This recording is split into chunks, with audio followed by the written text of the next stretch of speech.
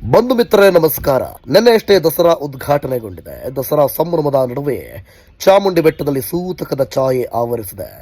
ಚಾಮುಂಡಿ ಬೆಟ್ಟದ ಶಿವಾರ್ಚಕರು ಇಹಲೋಕ ತ್ಯಜಿಸಿದ್ದಾರೆ. ಶಿವಾರ್ಚಕ ವಿ ರಾಜು ನಿಧನ ಹಿನ್ನೆಲೆ ಚಾಮುಂಡಿ ತಾಯಿಯ ದರ್ಶನಕ್ಕೆ ನಿರ್ಬಂಧ ಹೇರಲಾಗಿದೆ. ಇಂದು ಬೆಳಗ್ಗೆಯಿಂದ ಮಧ್ಯಾಹ್ನದವರೆಗೂ ದೇವಿಯ ದರ್ಶನಕ್ಕೆ ಸಾರ್ವಜನಿಕರಿಗೆ ಅವಕಾಶವಿಲ್ಲ. ತಡರಾತ್ರಿ ಚಾಮುಂಡಿ ಬೆಟ್ಟದ ಶಿವಾರ್ಚಕ ವಿ ರಾಜು ನಿಧನದ ಹಿನ್ನೆಲೆ ಇಂದು ಬೆಳಗ್ಗೆಯಿಂದಲೂ ಕೂಡ ದೇವಿ ದರ್ಶನವನ್ನ ಬಂದ್ ಮಾಡಲಾಗಿದೆ. ಮಧ್ಯಾಹ್ನ ಸಂಸ್ಕಾರ ಮುಗಿದ ಬಳಿಕ ದೇವಿ ದರ್ಶನಕ್ಕೆ ಅವಕಾಶ ನೀಡಲಾಗುತ್ತೆ.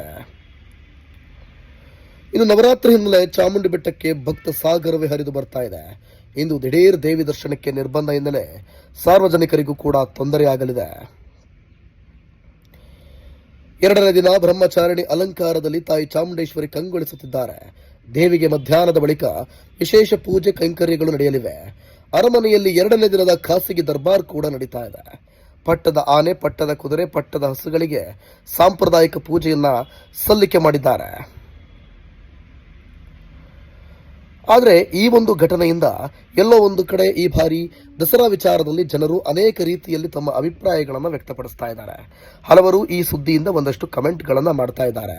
ಕೆಲವರು ಎಲ್ಲೋ ಮಿಸ್ ಹೊಡಿತಾ ಇದೆಯಲ್ಲ, ಕಾಲ್ಗುಣ ಅನುಭವಿಸಿ ಎಲ್ಲವನ್ನೂ ಕೂಡ ದೇವರೇ ಕಾಪಾಡಬೇಕು. ಯಾರು ಈ ಉತ್ಸವವನ್ನ ಪೂಜೆ ಮಾಡಿದ್ರು, ಯಾರು ಆರಂಭ ಮಾಡಿದ್ರು, ಅದರಿಂದ ಏನಾದ್ರು ಸಮಸ್ಯೆ ಆಯ್ತಾ, ಹಾಗೆ ಹೀಗೆ ಯಾರದೋ ತಪ್ಪಿಗೆ ಯಾರದೋ ಶಿಕ್ಷೆ ಆಯ್ತಾ, ಹೀಗೆ ನಾನಾ ರೀತಿಯಲ್ಲೂ ಕೂಡ ಒಂದು ರೀತಿಯಲ್ಲಿ ಚರ್ಚೆಗಳನ್ನು ಮಾಡ್ತಾ ಇದ್ದಾರೆ, ಕಮೆಂಟ್ಗಳನ್ನು ಮಾಡ್ತಾ ಇದ್ದಾರೆ. ಸೊ ಒಟ್ಟಾರೆ ಯಾವುದೂ ಅದಕ್ಕೆ ಕಾರಣ ಆಗಿರೋದಿಲ್ಲ. ಜನರು ಕೂಡ ಒಂದು ರೀತಿಯಲ್ಲಿ ಅದು ಕಾಕತಾಳೀಯವಾಗಿ ಆಗಿರುತ್ತೆ. ಅದನ್ನ ನೋಡುವ ರೀತಿ ಅಥವಾ ಅರ್ಥ ಮಾಡಿಕೊಳ್ಳುವಂಥ ದೃಷ್ಟಿಕೋನಗಳು ಬೇರೆ ಆಗಿರೋದ್ರಿಂದ ಈ ರೀತಿಯ ಚರ್ಚೆಗಳು ನಡೀತಾ ಇವೆ. ಮತ್ತು ಈ ರೀತಿಯ ಚರ್ಚೆಗಳು ಸಮಂಜಸವೂ ಕೂಡ ಅಲ್ಲ, ಮತ್ತು ಅದು ಈ ನಾಡಿಗೆ ಅಥವಾ ಈ ಹಬ್ಬಕ್ಕೆ ಅದು ಒಳಿತೂ ಕೂಡ ಅಲ್ಲ. ಕಾಕತಾಳೀಯವಾಗಿ ನಡೆಯುವಂಥ ಕೆಲವೊಂದು ವಿಚಾರಗಳಿಂದ ಯಾರಿಂದನೋ ಏನೋ ಆಯಿತು ಅನ್ನೋದು ಕೂಡ ತಪ್ಪಾಗುತ್ತೆ. ಸೊ ಇನ್ನು ಮಿಕ್ಕಿದ್ದು ಕೂಡ ಹೇಳೋಕ್ಕಾಗೋದಿಲ್ಲ. ಜನ ಹೇಳೋ ಹಾಗೆ ಅಥವಾ ಅದೇ ರೀತಿಯಲ್ಲಿ ಆಗಿದೆಯೋ ನಮಗೂ ಕೂಡ ಗೊತ್ತಿಲ್ಲ.